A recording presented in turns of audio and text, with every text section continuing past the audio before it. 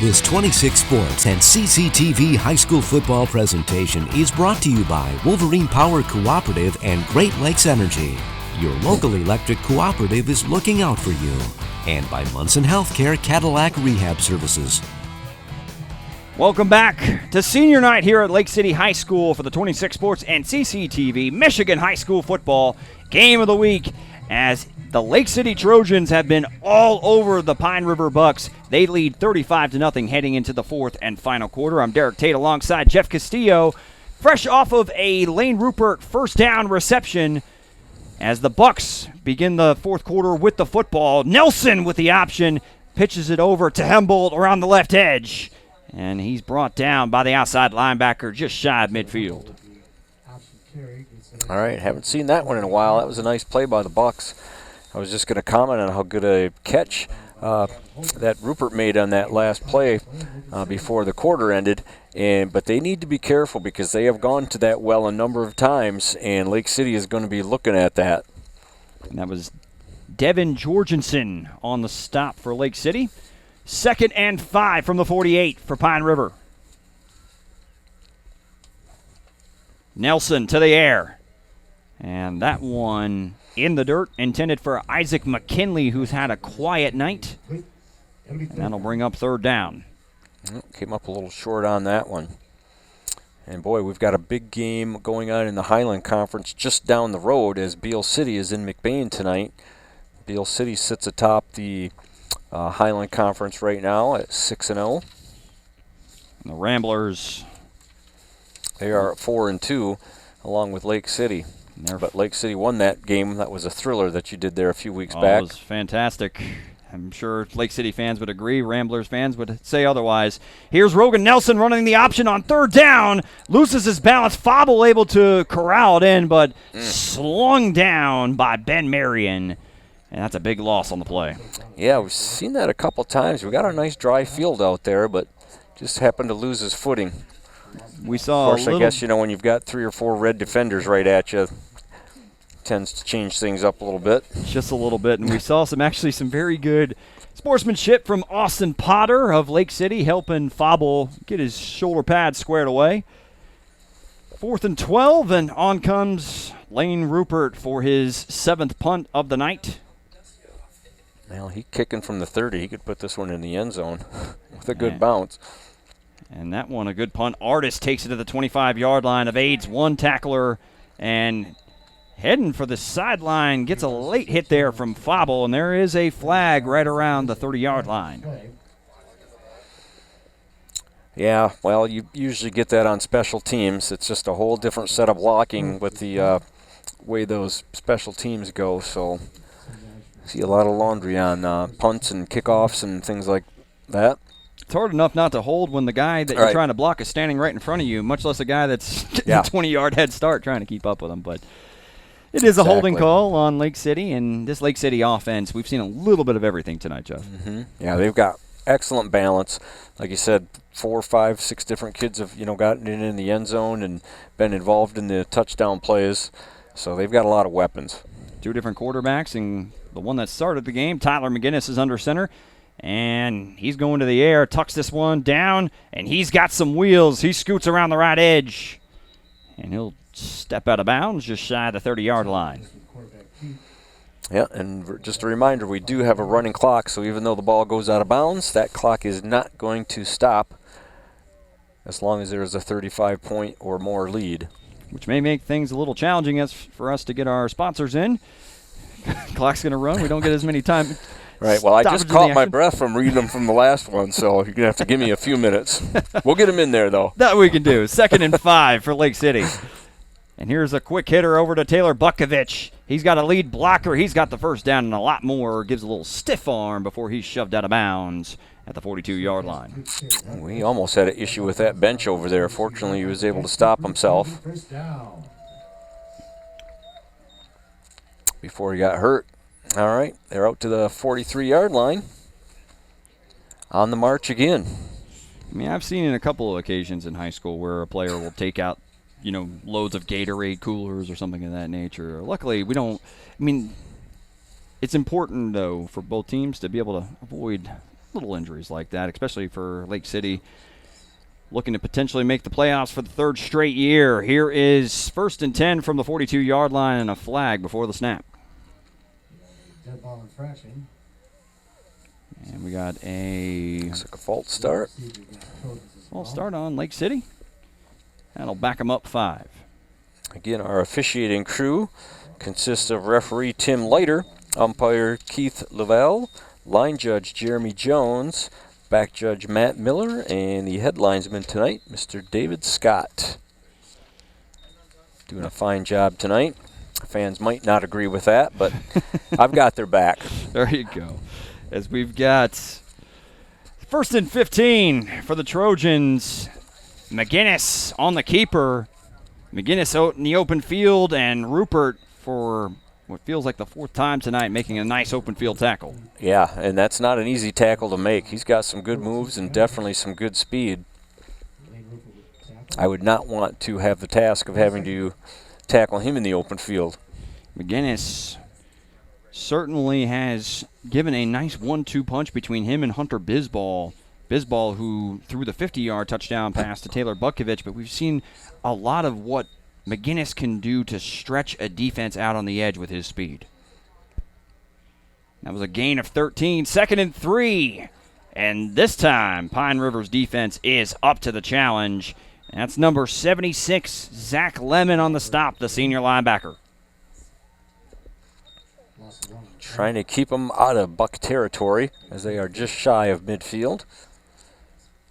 But a 3rd and 4 for the Trojans. And like you said, we've seen multiple players. I wouldn't be shocked if there's 4 players with over 50 yards rushing tonight for Lake City. But they've got a 3rd and 4 on the horizon.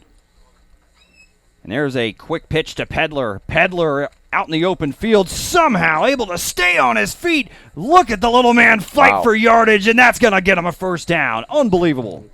Yeah, he certainly does play with a lot of heart. Like I say, he is not the biggest player out on the field, but, boy, you wouldn't know it the way he runs.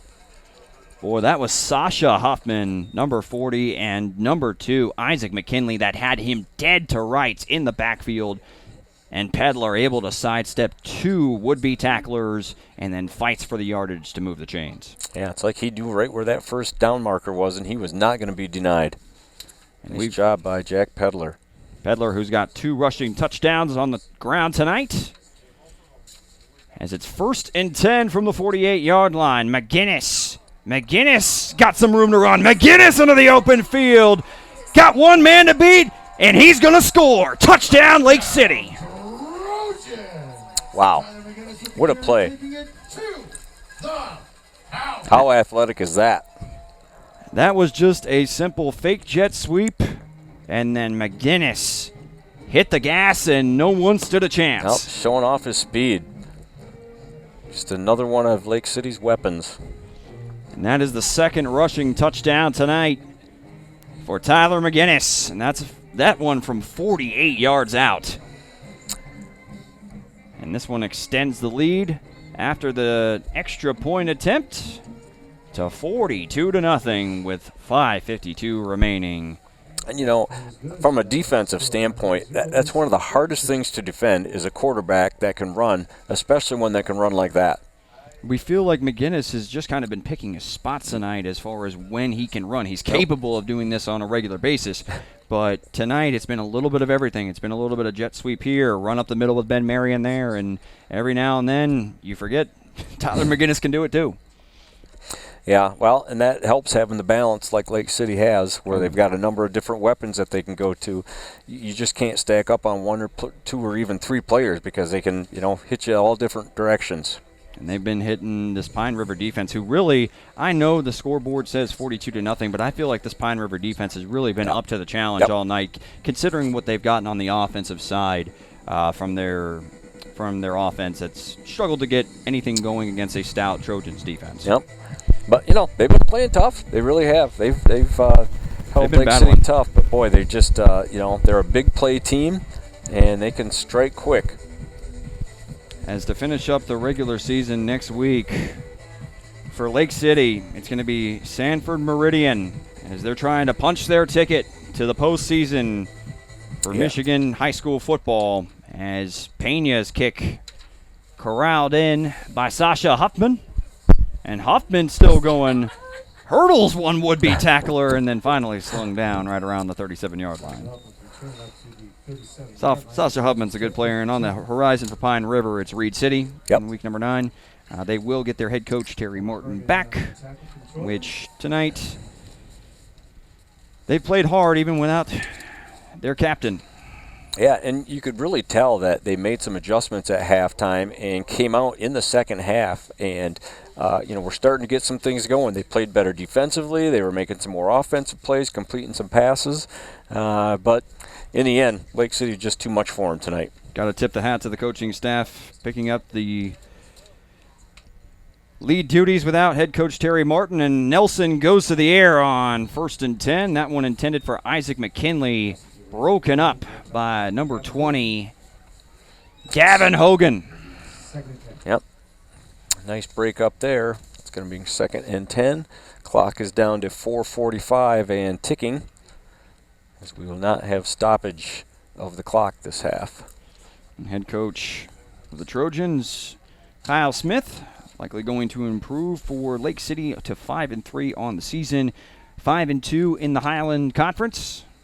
Yeah, that's going to make next week's game huge against Sanford Meridian. That is a extremely tough opponent, and when you got a playoff position on the line, that even makes it all the more intriguing. Nice stiff arm from Rogan Nelson, and look at Nelson, the sophomore, deciding I'm going to put my shoulder down and make sure I get this first down. Tough bit of running there from Rogan Nelson. Yeah, and that he did. He just got over that first down marker. That's going to move the sticks as they are near midfield. I'm sure Pine River does not want to come away with a goose egg on the board tonight for their effort. They're going to do everything they can to get a score on the board. We are now approaching under the 4-minute mark remaining in this week's 26 Sports and CCTV Michigan High School Football Game of the Week. 1st and 10 for Pine River at the 48-yard line. Nelson to the air on 1st and 10. McKinley able to haul that one in despite being a high throw, brought down by number 30, Zach Stockman on the stop. But we got a couple sponsors that we can try to get in before the end of this contest. I can do that. We can squeeze them in. Squeeze them in. Presented by Munson Healthcare, Cadillac Hospital, Wolverine Power Cooperative, and Great Lakes Energy, Fox Motors of Cadillac, your local Ford and Toyota dealership, and LC Materials, the concrete experts. 1st and 10 for Rogan Nelson at the 41-yard line. Taylor Humboldt on the jet sweep around the left edge, and the outside linebacker, that's Zach Stockman on the stop. And then it'll bring up 2nd down. All right. We also have Doug Glass of Cadillac for all your home and auto glass needs. Builder's First Source in Cadillac, your first source for flooring. Stop by and see them today. Tasty Treat in Lake City. Stop by the Tasty Treat to get your dinner before every big game. The team at the Tasty Treat is wishing the Lake City Trojans the best of luck this season. Best Demolition, your local home wrecker. They can wreck anything you need. As we're going to have a 2nd and 10 from the 41-yard line. Nelson looking for Rupert. He's got his man. Another first down. Lane Rupert with his 3rd reception of the second half.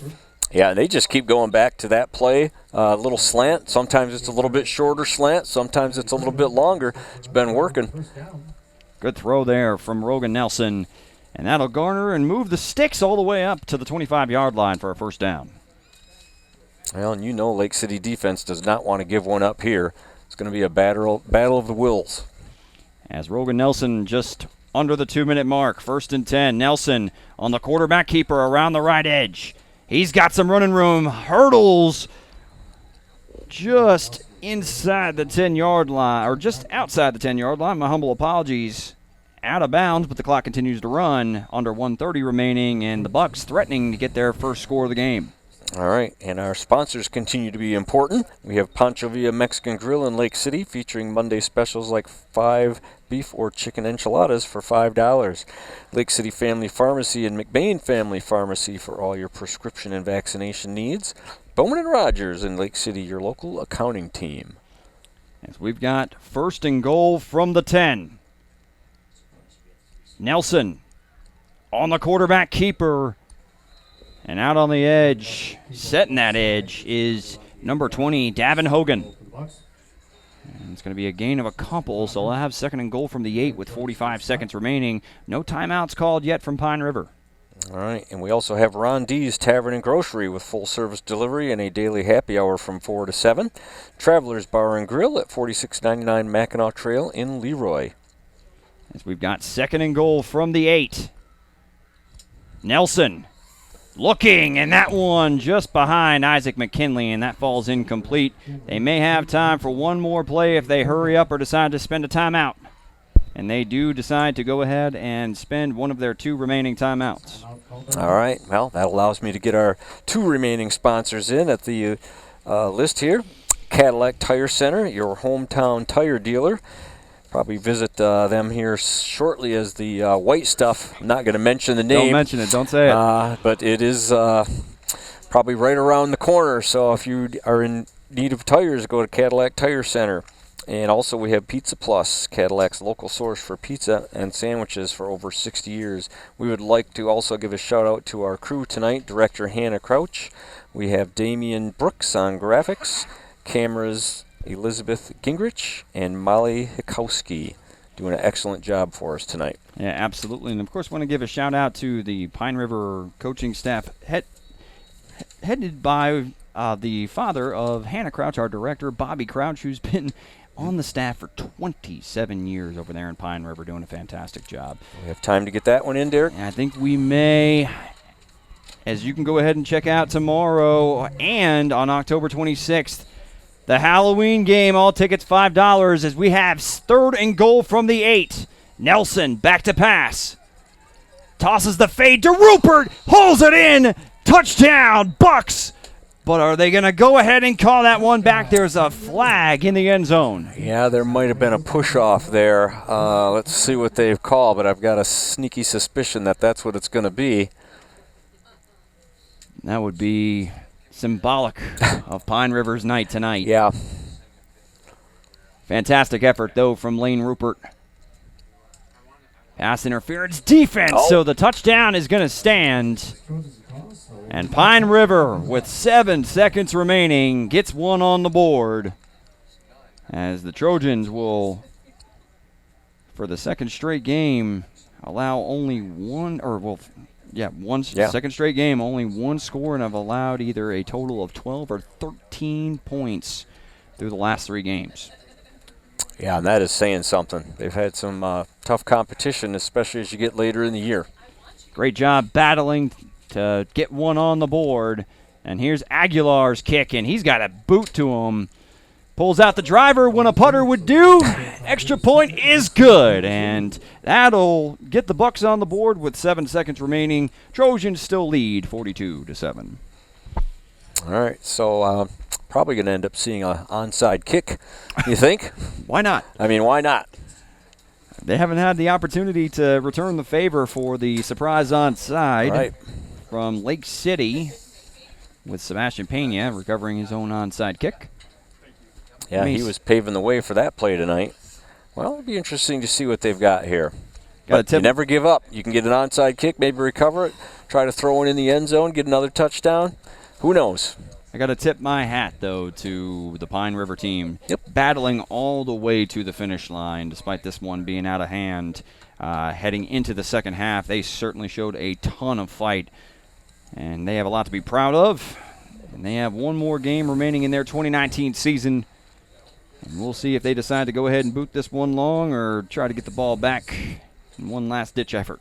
All right, and this is one, and symbolic as it's senior night in Lake City, that the seniors really start to feel the end of their football careers or high school football careers coming to an end. And, it's just one of those things.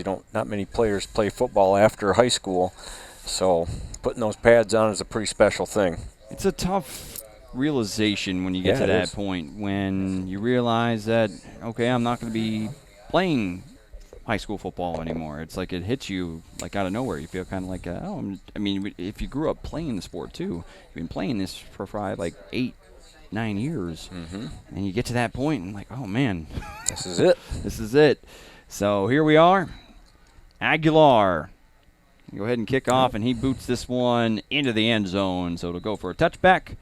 And with the running clock, that will do it, as it's the Lake City Trojans who take down this Highland Conference matchup between the Pine River Bucks, and they take it by a final score of 42-7 in a dominant effort from Lake City. As that'll do it for the 26 Sports and CCTV regulation coverage for Michigan High School's football's Game of the Week, but we will have some post-game coverage coming at you here in just a couple moments.